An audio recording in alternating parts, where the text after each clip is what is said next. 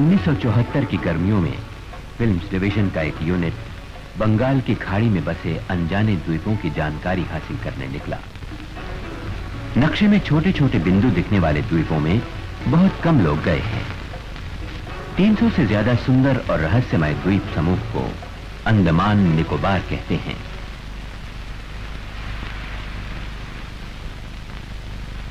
अंडमान निकोबार द्वीप समूह 725 किलोमीटर क्षेत्र में फैला हुआ है।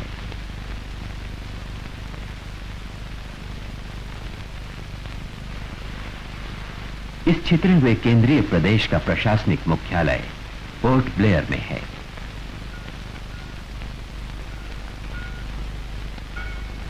पोर्ट ब्लेयर को अंग्रेजों ने बसाया था सिर्फ एक कारागार के रूप में उन भारतीयों को रखने के लिए जो उनकी आंख का कांटा थे, चाहे वो कैदी हों या राजनैतिक बंदी।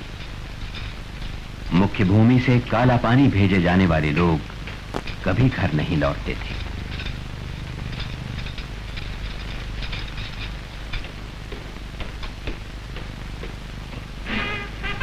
उन्नीसवीं सदी की शुरुआत में जब अंग्रेज अपने को सभ्य कहने लगे थे, उस समय अंग्रेजी राज में उन्होंने द्वीपवासियों के साथ बर्बरतापूर्ण व्यवहार किया। उन्हें मार भगाने की नाकामयाब कोशिश की, जिसकी गवाह हैं अंग्रेजों की कब्रें।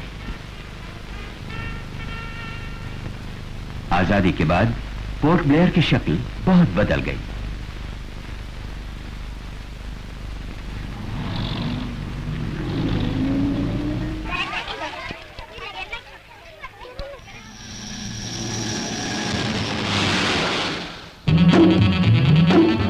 However, there are still many islands of which little is known, many islands yet to be explored.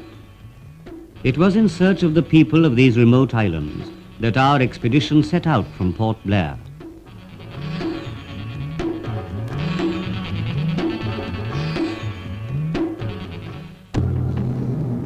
Our first destination was the island of Chowra, unmarked on most maps.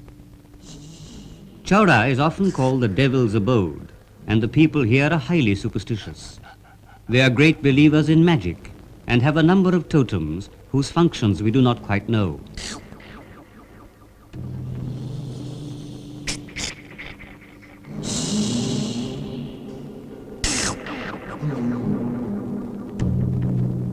The people of Chowra do not generally bury their dead. Although the body is exposed to the elements, the soul sails away in a boat on its eternal journey. The people of Chowra are good makers of boats, and they are famous in the neighboring islands for their pottery. Most Nicobaris believe that for all ceremonial purposes, food should be cooked in Chowra pots.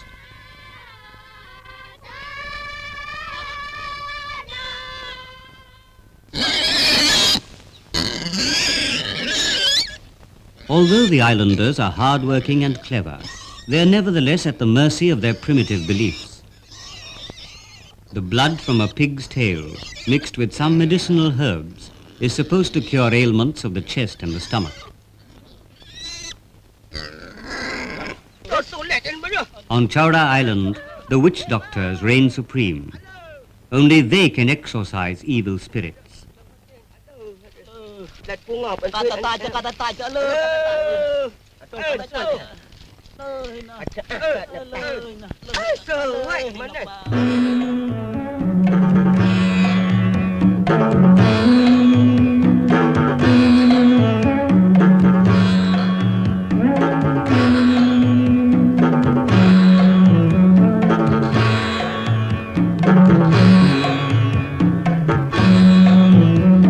This is the island of Great Nicobar. It is the only island of the Nicobar group which has rivers and meandering creeks.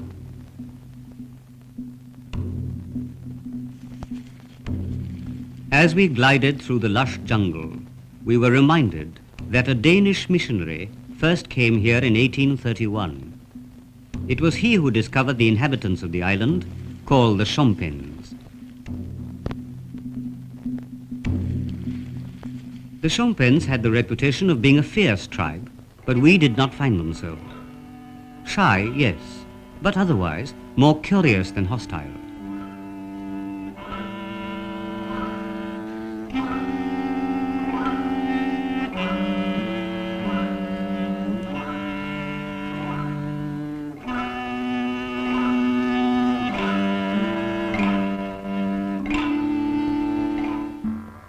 The jungles in which the Shompenes live teem with wildlife, especially a profusion of insects and reptiles.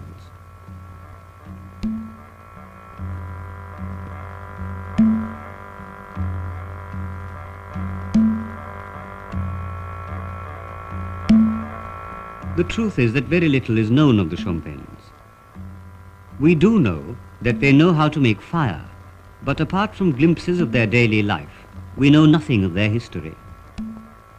Even in the case of this lizard, we don't know whether it is meant to be eaten or some parts of it used for medicinal or magical purposes.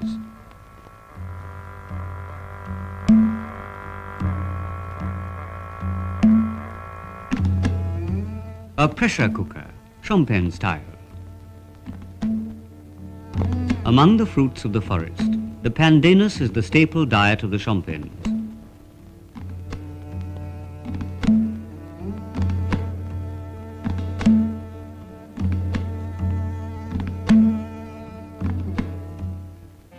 The Shompenes, like many of the tribes of the Andaman and Nicobar Islands, are gradually dying away. Today they number barely 92. This is largely due to disease and ignorance. The Romantics speak of the wonder of the pagan life and would like to isolate these people completely. The administrators want to help them. Indeed, if they do not get timely help, they will soon be extinct. The answer, perhaps, is to protect them and to make the process of assimilation as gradual as possible, if and when they want to assimilate.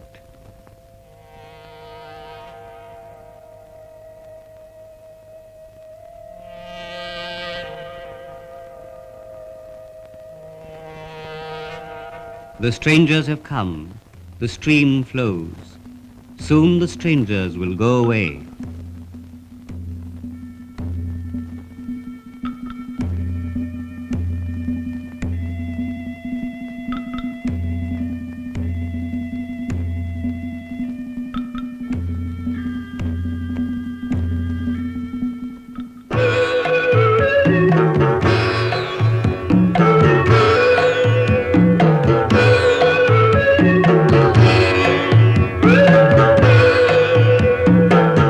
We leave behind the tribes of the Nicobars who are of Mongoloid origin.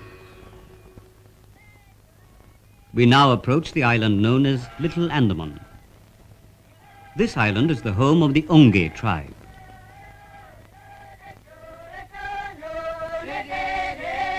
Most of the tribes of the Andaman group are of Negrito origin. According to the census of 1971, the Onges have dwindled to a mere 112 in number. This in spite of friendly contact with modern man.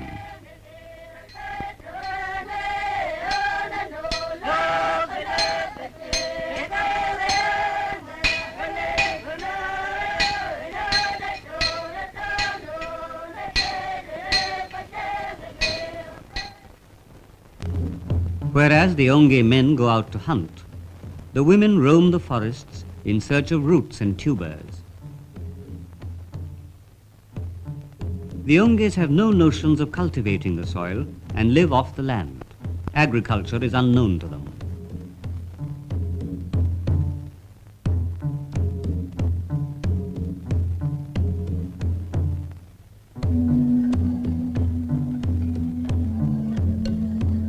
Whereas tobacco has now become popular, the consumption of alcohol, however, is unknown. Until 50 years ago, they did not even boil their food because the concept of cooking was alien to them.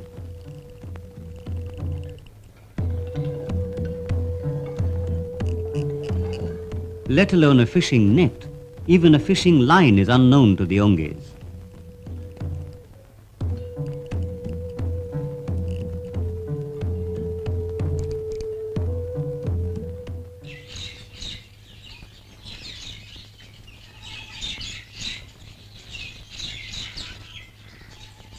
The greatest delicacy for the Onge is honey. The bees do not sting the man because he rubs the juice of a special herb over his face and his hands.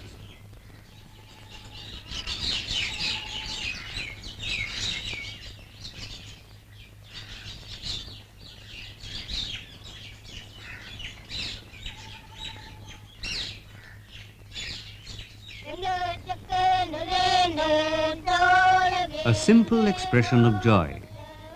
One wonders whether our classical dances of today did not originate in this fashion thousands of years ago.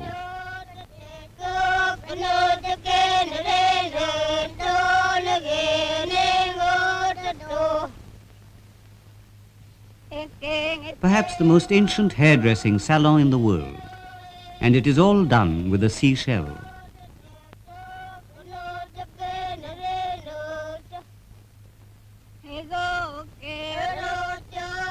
In one respect, the husbands and the wives of the Onge tribe are amazingly different from so-called civilized people. They understand the beauty of stillness and silence. They are lovers absorbed in eternal quietude.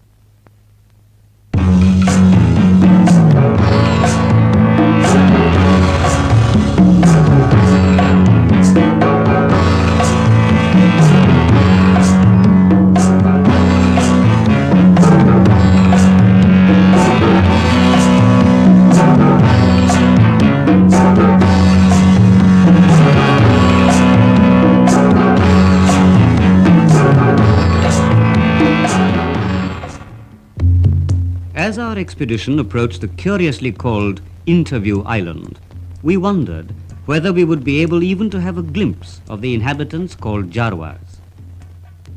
The Jarwas have been known to be the most fierce of all the tribes of the Andamans and the Nicobars. It is said that one who encounters a Jarwa doesn't live to tell the tale. No one in recorded history had ever encountered anything but poisoned arrows from the Jarwa tribe.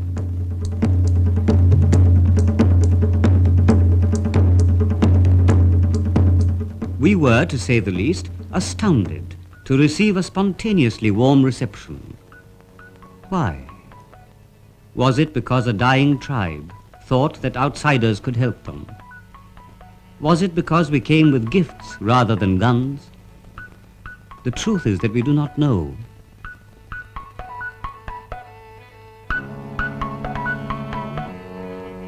We don't know their language. We don't even know what they call themselves. The word Jarwa is used by other Andamanese to refer to the members of this tribe as the other people. What we do know is that in 1872, more than 100 years ago, it is recorded that a landing party was violently repulsed. Repeated attempts at making contact had failed until 1974, when we were fortunate.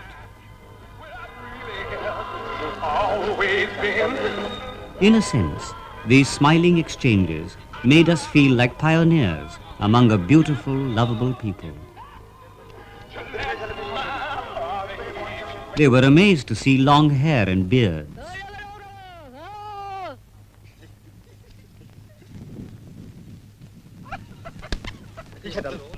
Is there a substitute for innocence and a natural breaking of barriers between human beings?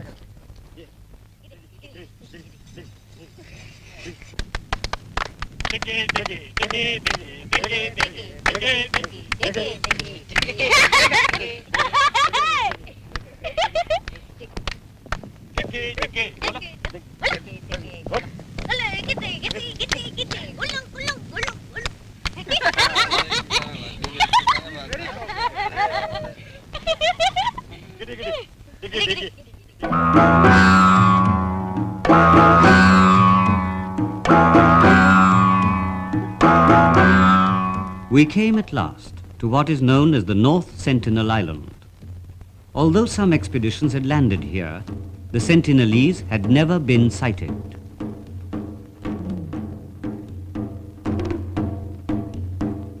We left gifts of coconuts, knives, lengths of cloth, a pig, products of the plastic age.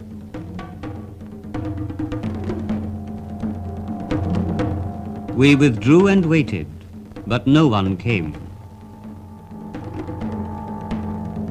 We stayed wide awake, for the sleeping hand fashions no pictures, the tired eye sees no clarity.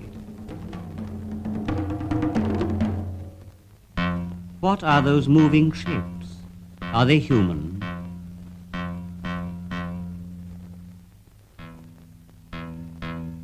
At last, the first glimpse of the Sentinelese. Is this a first step towards understanding a tribe never before seen by outside eyes?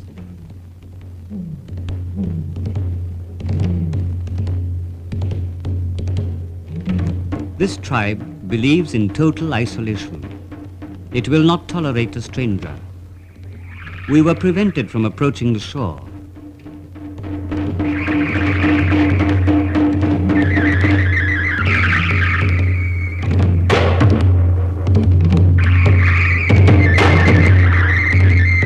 In his dream, the hunter's triumphant spear gouges the eye of the moon, and when he wakes, the victim is his love. A member of our film unit was wounded by one of the many arrows, each 2.5 meters long. He will carry this scar till his death. But has this experience helped us to understand the nature of primitive man, or of modern man? The Sentinelese don't want to have anything to do with us. Are they right?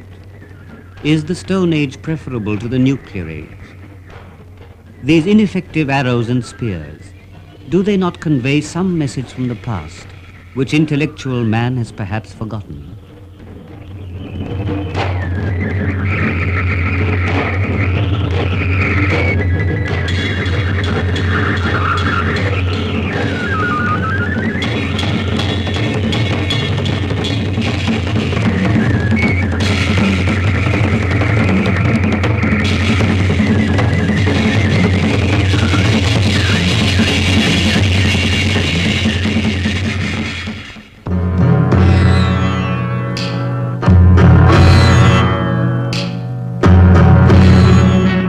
There is the sky and there is man.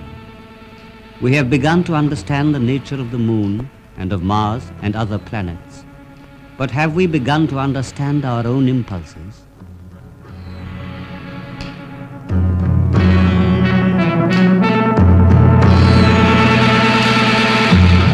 This is a story with a lot of mystery, and in many ways our expedition has failed. Only succeeding generations may find the answers we seek. Until then, perhaps we have no choice but to leave it all to the islands, the oceans, and the currents of time.